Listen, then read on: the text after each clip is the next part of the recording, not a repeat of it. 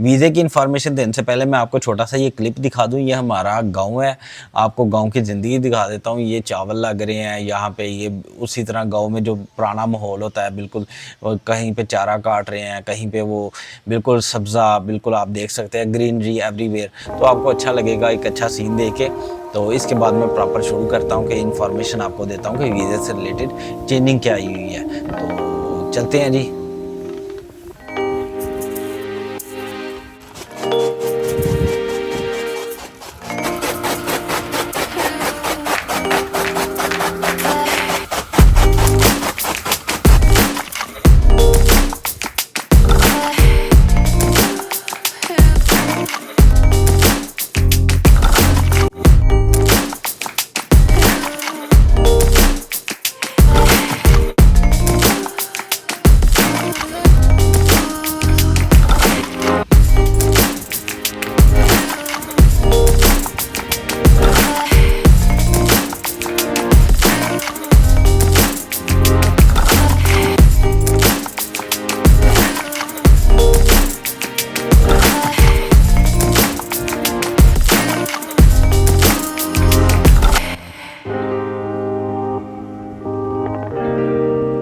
हम आए हुए हैं गाँव में।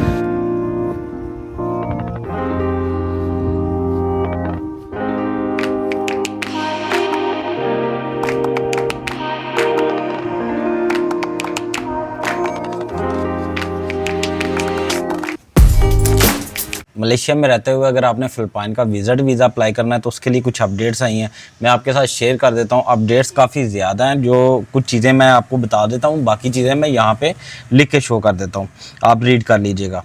जो इंपॉर्टेंट चीज़ें थी जिसमें पहले तो ऑलरेडी चल रहा था गुड कंडक्ट सर्टिफिकेट, जो कि मिनिस्ट्री ऑफ फॉरेन अफेयर पुत्राडया से इशू होता है, तो वो तो अभी भी है। 12 फरवरी से, जो कि 2024 है, इस साल के फरवरी से इन्होंने अपॉइंटमेंट सिस्टम बंद कर दिया है। अगर आपने वीज़ा लेना है तो आप डायरेक्ट अपनी डॉक्यूमेंटेशन लेके जा सकते हो फ़िलिपाइन। वैसे वीज़े आपको अपॉइंटमेंट की कोई ज़रूरत नहीं है। दूसरी जो इम्पोर्टेंट चीज़ है वो ये है कि इन्होंने स्टेटमेंट जो पहले थी 3 मंथ की, अब इन्होंने 6 मंथ की कर दिया। अगर हो सके तो स्टेटमेंट अटेस्ट करवा लीजिएगा। अगर मज़ीद हो सके तो जिस बैंक से आप स्टेटमेंट निकलवाओगे उस बैंक से ये भी रिक्वेस्ट कर लीजिएगा कि आपको एक लेटर इशू कर दिया जाए जिसके ऊपर आपका ये जो करंट बैलेंस है वो भी मेंशन हो। अब दूसरी बात यह है कि जो बंदे यहाँ पे वर्कर हैं और फ़िलिपाइन जाना चाहते हैं विज़िट वीज़ा के लिए, उनके लिए जो ज़्यादा मुश्किल बात है वो ये है कि आप जिस कंपनी से आपका रिलेटेड है या जिस कंपनी से आपका परमिट है, जिस कंपनी से आपका वीज़ा है, उस कंपनी का SSM आप साथ लगाओगे। नंबर 2 उन्होंने कर दिया, जिस कंपनी का SSM लगाना है अपने बॉस का, आपने IC भी लगाना है। IC के ऊपर फोटोकॉपी के ऊपर लिख सकते हैं कि only use for Philippine visa, तो इसको ऐसे भी कर सकते हैं। तो ये भी साथ आपने देना है। तो SSM और SSM के ऊपर भी छोटा सा लिख सकते हैं कि ये यूज़ है उसके लिए फ़िलिपाइन विज़िट वीज़ा अप्लाई करने के लिए। ये 2 चीज़ें इंपॉर्टेंट हैं। तीसरी चीज़ यहाँ पे ये है लेटर आपकी कंपनी की तरफ से इशू किया जाएगा। उसके अंदर ये है कि लेटर ये इस तरह का ना हो कि आपको जो लेटर इशू है वो PDF, आप अपनी कंपनी से लेटर मंगवा रहे हो, वो PDF आपको सेंड कर रहे हैं, यहाँ से प्रिंट करके उनको लेके जा रहे हो, ये एक्सेप्टेबल नहीं है। ओरिजिनल लेटर हो, उसके ऊपर स्टैंप लगी हो, लेटर होगा, उसके अंदर वो कन्फर्मेशन होगी कि हाँ भाई ये बंदा फलान डेट से हमारे पास काम कर रहा है और इसकी इतनी सैलरी है, वर्कर है, उसकी मुकम्मल डिटेल होगी कि भाई ये यहाँ से इस तरीके से काम कर रहा है। मिसाल के तौर पर 2022 से ये काम कर रहा है, 15 फरवरी 2022 से ये हमारे साथ काम कर रहा है। इस तरह एक लेटर मुकम्मल डिटेल के साथ होगा और इसकी ये इतनी सैलरी है और ये इसकी ये पोजीशन है और ये इसका काम है। तो बाकी ये है कि कंपनी इसको इजाज़त देती है कि ये जाना चाह रहा है फ़िलिपाइन विज़िट वीज़ा के लिए, कंपनी इसको इतने दिन की जो है ना छुट्टी दे रही है। इस तरह का लेटर आपने लिखवाना है। तो कन्फर्मेशन एंड लीव लेटर ये मिक्स हो जाता है, इस तरह का लेटर वो एक्सेप्टेबल है। ठीक हो गया। तो ये चीज़ें हैं और उसके अलावा उन्होंने तब्दीलियाँ की है कि अगर आप यहाँ पे स्टूडेंट हो, स्टूडेंट के लिए उन्होंने क्या तब्दीलियाँ की है वो भी मैं आपको डिटेल्स दे रहा हूँ। उसके अलावा चाहे आप मैरिड हो, चाहे आप यहाँ पे वर्क करते हो, एक वर्कर हो, चाहे आप यहाँ पे स्टूडेंट हो, चाहे बिज़नेस करते हो, कुछ भी सभी सूरतों में अगर आपके पास ऑफ़र लेटर है फ़िलिपाइन का, वो भी एक सपोर्टिंग डॉक्यूमेंट के ऊपर एक अच्छा किरदार अदा करेगा। तो वो भी एक अच्छा सपोर्टिंग डॉक्यूमेंट है, वो भी आप लगा सकते हो साथ।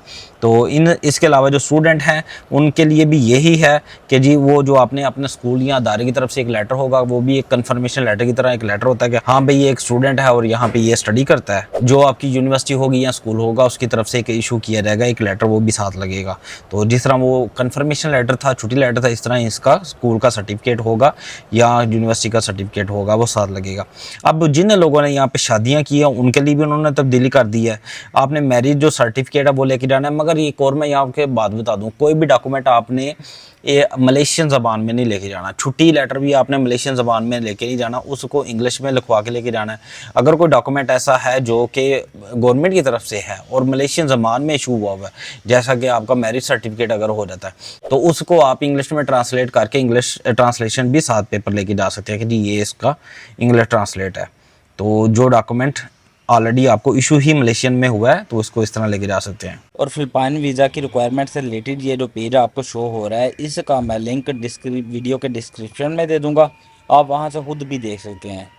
और इन्होंने ना 2-3 चीज़ें बड़ी ना वहाँ पे हाईलाइट की होती हैं कि जी आपका रवैया अच्छा होना चाहिए, आप बैड मैनर्स ना हो आप में, आप यहाँ के आपका जो है ना बात करने का सलीका अच्छा होना चाहिए एम्बेसी के अंदर। मगर ये है कि ऐसा भी होता है कि ये बार बार भेजते हैं, जो ये लेके आओ, वो लेके आओ, वो लेके आओ, बंदा खुद परेशान हो जाता है यार क्या क्या मैं लेके आऊँ। बाकी स्टार्ट वाली जो बात है वो मैं तो बता देता हूँ कि चाहे आप किसी भी कैटेगरी में हो, मिसाल के तौर पे आप यहाँ पे स्टूडेंट हो, बिजनेसमैन हो, यहाँ पे मलेशिया में आपने शादी की है या मलेशिया में काम करते हो, सभी सूरतों में आपने ज़ाहिर है आपने इसका वीज़ा फॉर्म फिल करके लेके जाना है, आपने रिटर्न टिकट्स की कंफर्मेशन लेके जानी है, आपने होटल बुक कंफर्मेशन ले जाओ या पेड लेके जाओ, दोनों चल जाती हैं। आपने होटल बुकिंग की कंफर्मेशन ले जाओ, पेड ले जाओ, दोनों चल जाती है। और जो तस्वीरें हैं वो मैक्सिमम 3 साथ ले जाइएगा। ये जो चीज़ें हैं ना ये तो साथ लगनी है, एक तस्वीर भी वैसे उनके फॉर्म के लिए काफ़ी होती है, मगर मैं 3 इसलिए कह रहा हूँ समटाइम फॉर्म जो है ना आपका डैमेज हो जाता है, ये दोबारा बनाना पड़ जाता है। ये जो बेसिक चीज़ें हैं ना ये तो आपने लेके जानी है। उसके अलावा जो इन्होंने तब्दीलियाँ की हैं, बट अगर आपको वीज़े से रिलेटेड मज़ीद किसी किस्म की हेल्प की, रहनुमाई की या कोई इन्फॉर्मेशन की ज़रूरत हो, आप मुझे व्हाट्सअप भी कर सकते हो। मेरा व्हाट्सअप नंबर वीडियो के डिस्क्रिप्शन के अंदर ऑलरेडी मौजूद है, वहाँ से आप क्लिक करके मुझे व्हाट्सअप भी कर सकते हो। और जहाँ तक बात आ गई आपके वीज़े की, आपके पास वो आजकल जो ई वीज़े चल रहे हैं वो भी है, वो भी चल जाएगा। आपके पास स्टिकर वाला वीज़ा परमिट है जो जिसे कहते हैं, वो भी चल जाएगा। दोनों आपके चल जाएंगे अगर आपने फिलिपाइन का वीज़ा अप्लाई करना है। हाँ, जो आजकल लोग कर रहे हैं कि जो ई वीज़ा है ना उसको स्टैंप करवा लेते हैं मिनिस्ट्री ऑफ फॉरेन अफेयर से, उससे पहले स्टैंप करवा लेते हैं नोटरी पब्लिक से। ये दोनों स्टैंप होने के बाद वीज़े की वैल्यू बढ़ जाती है। ये काम करवा लीजिएगा, उसका बेनिफिट होता है आपको।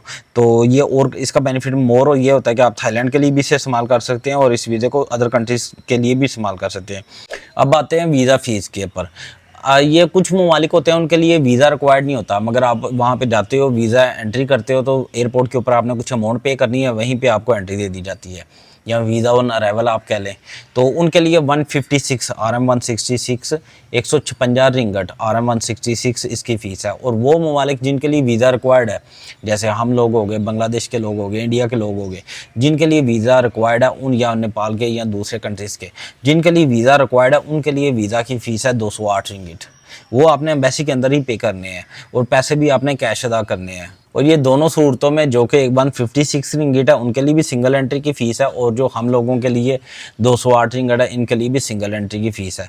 और ये जो प्रोसेस होता है जब पासपोर्ट आप वहाँ पे सबमिट कर देते हो, लिखा तो इन्होंने ये होता है कि 2 वीक्स हम लोगों के लिए जिनके लिए वीज़ा रिक्वायर्ड है उनके लिए उन्होंने लिखा होता है 2 वीक्स, मगर अंडर 5 डेज़ के अंदर भी पासपोर्ट मिल जाता है।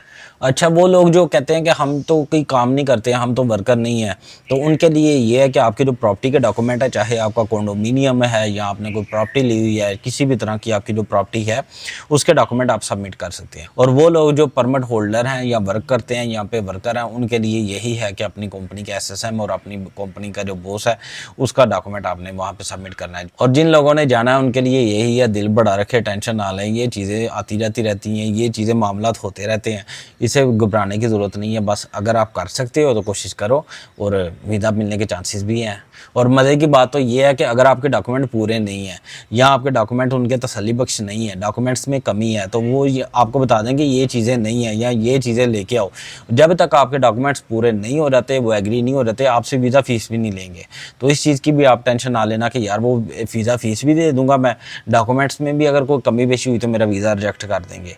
तो ये चीज़ है कि अगर आपके डॉक्यूमेंट्स वो लेंगे, अगर वो समझते हैं कि वो सेटिस्फाई होते हैं, तो फिर आपसे वीज़ा फ़ीस भी लेंगे और फिर आपको वीज़ा भी देंगे।